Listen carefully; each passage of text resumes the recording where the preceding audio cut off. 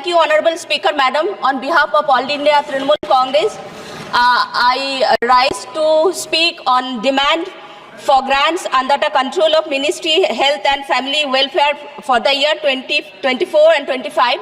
But before I speak, I would like to raise my voice on behalf of AITC that the GST should be removed from life insurance and medical insurance as early as possible. And if the finance minister is unable to do so, then we have to protest in very large scale. So, first of all, what is health? If we go by the definition of WHO, it is a state of complete physical, mental and social well-being, and not merely an absence of disease or infirmity. That means to have an effective healthcare system, we have to think not only treating the physical illness, but also to address the mental illness and prevention of the disease. Health is wealth. This is timeless truth, and it has been known since our childhood. As we aspire the Viksit Bharat by 2047, we can achieve this without taking health into account.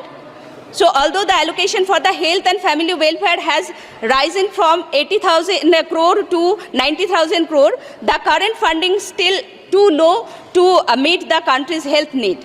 The National Health Policy of India 2017 aims to raise public health spending at least 2.5% of GDP by 2025 to improve the healthcare system.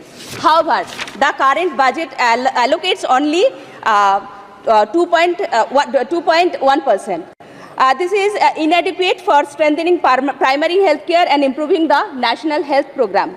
There is imperative need for dedicated funding for mental health services, including the indoor and rehabilitation facilities, counseling, community-based program, as well as investment in the public awareness campaign to reduce the stigma associated with the mental disorder and to promote mental health.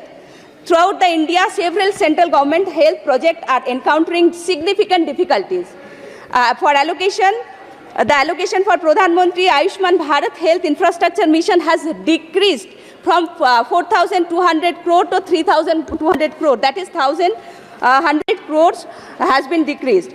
In this context, on behalf of people of West Bengal, including those in my constituency, I would like to express my heartfelt thanks to Srimati Mamata Bandyopadhyay, our Chief Minister, for introducing the benevolent Swasthya Sathi scheme back in 2016, much before than the Pradhan Mantri introduced the scheme, that is the Ayushman Bharat in 2018. The Swasthya Sathi scheme provides benefits up to 5 lakh per family per year to the all resident of West Bengal, regardless of caste and socio-economic status. Coming to the Pradhan Mantri Swasthya Suraksha Yojana, there is gross dip in the allocation from 3,365 crore to 2,200 crore. The primary aim of the project is establishing and upgrading new AIIMS and district hospital. But if you see the condition of AIIMS, it will be horrible, because if you want to increase the number of AIIMS, you have to maintain the standard comparable to the AIIMS New Delhi. New Delhi, we know that it is our pride, but we have to think, if I use the name AIIMS, we have to maintain minimum standard. It is struggling, the Kalyani AIIMS is struggling with several issues like incomplete infrastructure, equipment shortage and construction delay. And the absence of over 100 qualified doctors is critically affecting both the medical education and the patient care.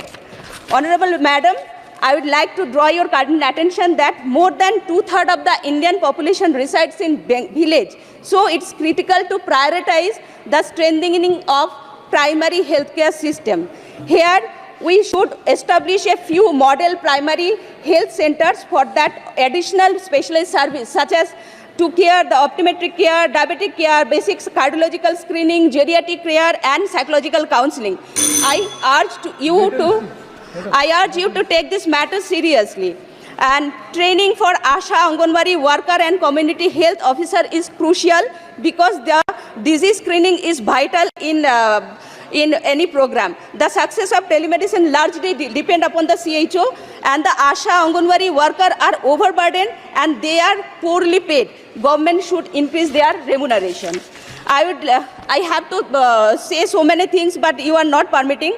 The better support for common people and middle class family, it would be beneficial to include more essential drug under the DPCO than only reducing the cost of anti-cancer drug, 3 drugs that is not used very frequently, rarely used, and it is so costly that after even exemption, it will not will be reachable to the poor people.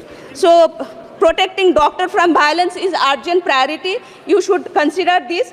Installment of CCTV and recruiting additional security personnel is the hour to need of the hour. All of you know that it has been notable increase the digital service and online consultation, especially lowering the COVID outbreak. But the National Digital Health Mission did not receive any additional fund in this budget, and the Telemanas is also neglecting by the government. And where the mental disorder is 10.6% and there is treatment gap about 70 to 90%. So the government should think that the telemanas should be in priority, and more psychiatrists should be trained and psychologists should be trained under this project, that is mental health care project. So many things. The National Immunization Program, National AIDS Control Program, all are suffering, and you should think in that way. मैं आपसी माध्यम से माननीय मंत्री जो है, our health minister and finance minister, उनको बोलना चाहती हूँ कि जो गरीब है, जो गांव में रहते हैं, जिसके मतलब जो ट्रीटमेंट ठीक ठाक से नहीं पा रहे, उसके लिए थोड़ा कृपया कीजिए, थोड़ा फंड बढ़ाइए, एंड सिर्फ ये जो आपका जो स्कीम है, डिमांड है, ये सिर्फ एम्स जैसा न्यू दिल्ली और एम्स और निम्हांस के लिए नहीं है, आप थोड़ा गरीब को लिए भी सोचिए. Thank you ma'am.